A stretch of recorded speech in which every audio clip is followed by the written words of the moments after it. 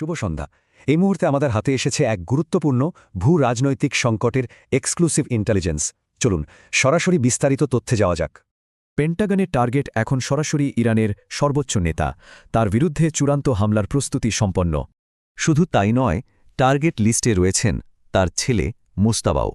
লক্ষ্য একটাই, ইরানের ধর্মীয় নেতৃত্বের কাঠামো গুড়িয়ে দেওয়া। কিন্তু এই হুমকির মুখে তেহরানও বসেনি। তারা সক্রিয় করেছে সরকারের ধারাবাহিকতা রক্ষার এক চূড়ান্ত প্রোটোকল। একদিকে ওয়াশিংটনের লক্ষ্য নেতৃত্বকে উচ্ছেদ করা, অন্যদিকে তেহরানের প্রস্তুতি যে কোনো মূল্যে শাসন টিকিয়ে রাখা। খামেনি তৈরি করেছেন এক গোপন প্রোটোকল, তার অনুপস্থিতিতেও যেন ক্ষমতার কোনো শূন্যতা তৈরি না হয়। আর এই পুরো পরিকল্পনার কেন্দ্রে রাখা হয়েছে মাত্র একজন ব্যক্তিকে।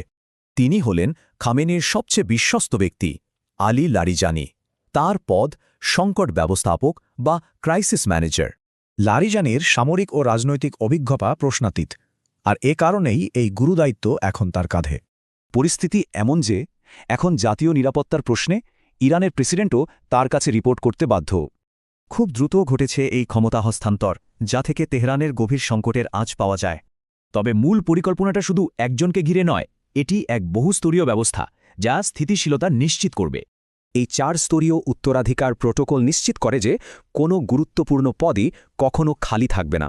এই একই নিয়ম প্রযোজ্য সামরিক এবং বেসামরিক প্রশাসনের সর্বোচ্চ স্তর পর্যন্ত।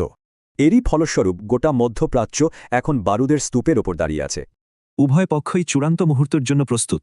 সব আয়োজনই একটি পুরো দস্তুর যুদ্ধের ইঙ্গিত দিচ্ছে। তাহলে প্রশ্ন একটাই, যুদ্ধ কি তবে অনিবার্য? এই বিশেষ সংবাদ পর্যালোচনায় আজ এটুকুই।